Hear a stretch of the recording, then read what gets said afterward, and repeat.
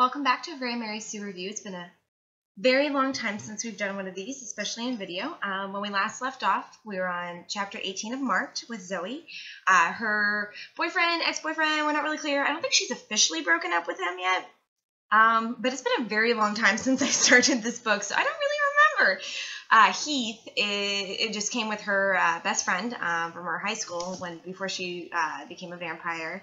Kayla just came to visit her. They said they were going to break her out because they are not very bright. Also, they were drunk, and Kayla was kind of hitting on Heath, and there was a whole lot of body shaming and slut shaming going on with Zoe.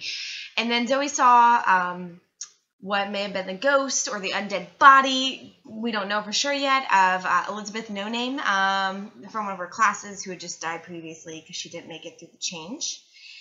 And freaked out. And now Zoe has a cat, too. And Eric Knight, the hottie to end all hotties for this book, anyways, found her and comforted her after she drank some of Heath's blood, and it was really creepy. Things get real weird most of the time in this book. And I'm assuming in all of the books. I've read a few others past this point, which I really regret doing, honestly. And so she's in chapter 19. She's just getting back to her room. My wrist was still tingling from Eric's totally unexpected kiss and bite and lick.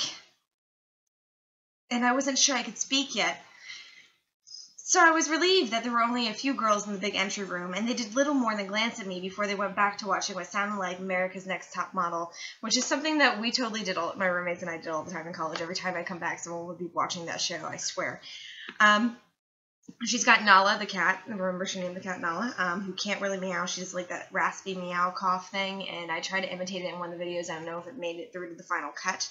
I hope not, because I'm sure that was really embarrassing. But Nala didn't wander around, which Zoe was concerned about. Actually, she followed me around the room like a little orange dog, complaining at me in her weird non-meow. I kept telling her, I know, and I understand, because I figured she was yelling at me about what a moron I'd been tonight, and well, she was right. She is right, Zoe. Thanks for recognizing it. Now deal with your shit. Skipping ahead, Stevie Ray is adorable. That's Zoe's words mostly.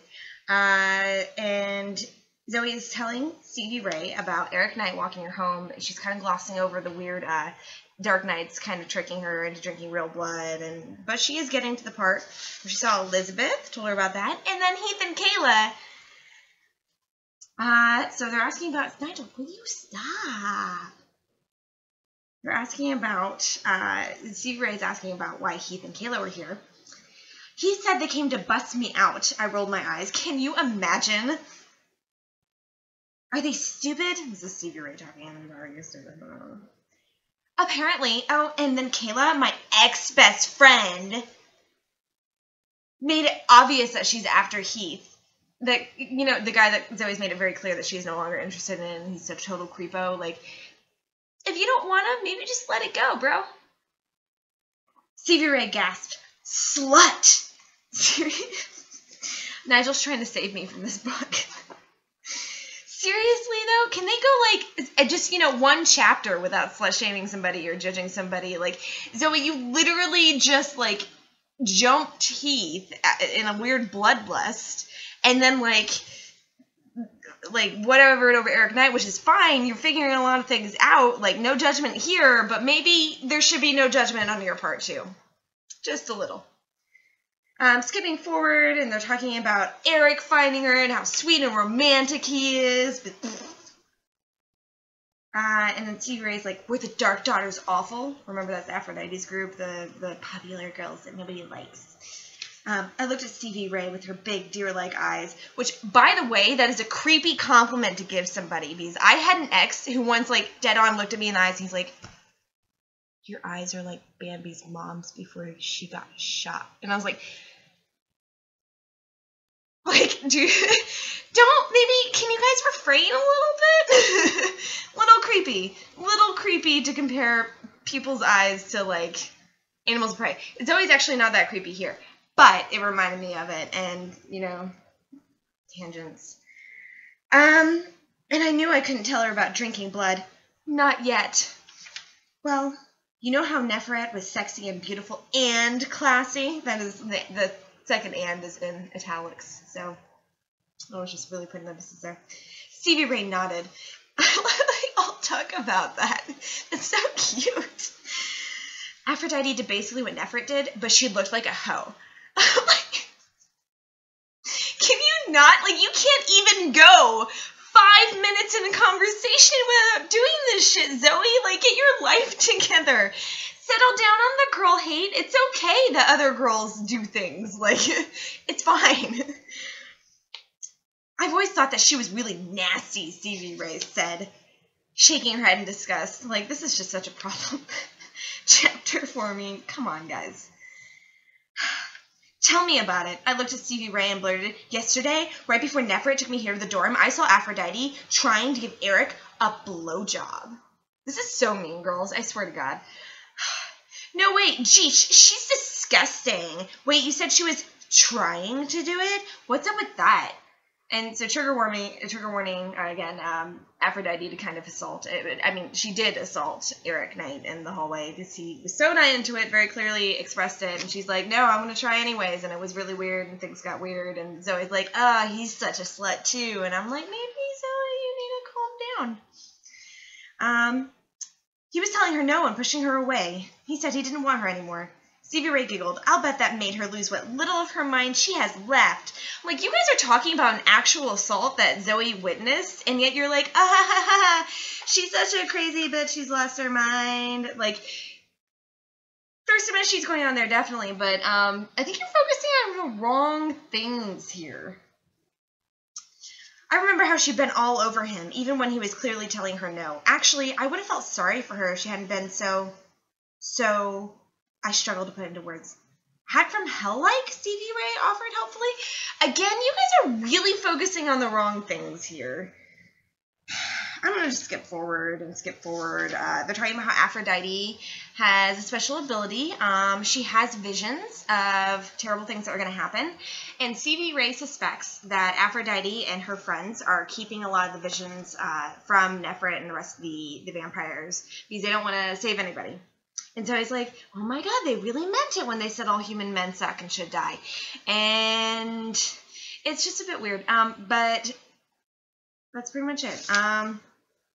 Which, spoiler alert, Aphrodite actually becomes one of the good guys and one of Zoe's friends. And I'm not sure if they ever, like, address the visions, because I didn't go that far, and like why she's hiding them from everybody in general. But I do know that also, spoiler alert, Neferet's totally evil, and so Aphrodite didn't trust her. So I'm wondering if it was that. I don't know. I don't care. And they're like, Zoe's like, why hasn't anybody told Neferet? And who again is the principal and like the head vampire person. Stevie Ray looked uncomfortable. Well, I think it seems kind of tattletale-like. Anyway, what would we tell Neferet? That we think Aphrodite might hide her visions, but that the only proof we have is that she's a hateful bitch? Stevie Ray shook her head. No, I can't see that going over very well with Neferet. Plus, if by some miracle she believed us, what would Neferet do? It's not like she's going to kick her out of school so she can cough herself to death on the streets. She'd still be here with her pack of hags and all those guys who would do anything for her if she snapped her little clawed fingers at them. I guess it's just not worth it. Maybe it's worth them keeping an eye on her and actually saving lives if she's not sharing visions that people can visibly see she has if they're watching her and, like, making her tell them then. But, like, if they have no idea she's doing it, they can't do that.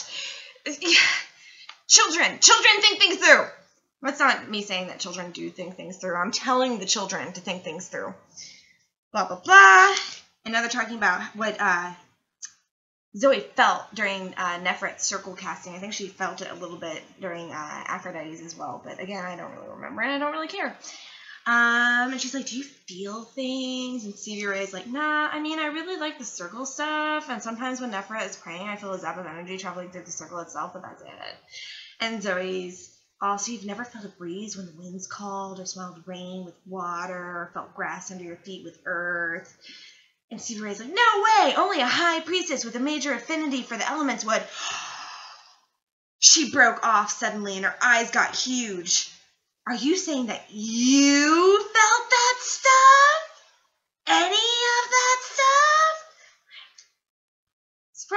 really special. I squirmed, maybe. Maybe, she squeaked. Zoe, do you have any idea what this could mean? I shook my head. Of course not. Zoe literally just fucking got there. Stevie Ray, come on. Just last week in Soch class, yeah, they did that. They went there. This is, like, so hard. The adults trying so hard to sound like young, hip kids. That would be, like, me. Oh, this was, like, at work. They do, so I mostly work with relatively young people, but a good bit of them are in their mid-30s. And I swear they do this on purpose. But they're doing the hashtag thing. And I was kind of making fun of them a little bit for it because I hadn't seen the origin for it. I was like, what are you guys even doing? And then I was just like, honestly, you saying that is like the equivalent. Like, I'm just imagining you guys instead of saying hashtag or saying pound sign. And now they do that. They say pound sign, deal with it. Or like, that's what this feels like to me. Anyways. Just last week in Soch class, we were studying about the most famous vampire priestess in history. I can see where this is going, and I just wanted to stop. There hasn't been a priestess with an affinity for all 4 of the elements for hundreds of years.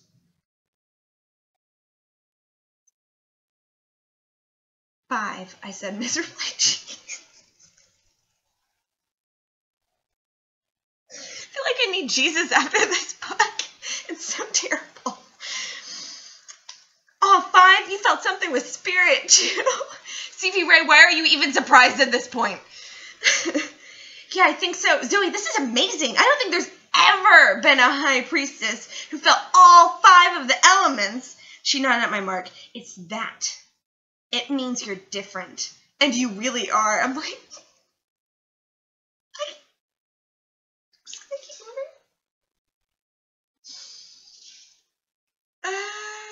And they're like, we can't tell anybody because Aphrodite and her group are mean. And then it turns out that there was a bunch of cat stuff there waiting for Nala and Zoe that Nefret had left because she totally knew because her cat told her that Nala was going to show up. And that's the end of the chapter. Thank God.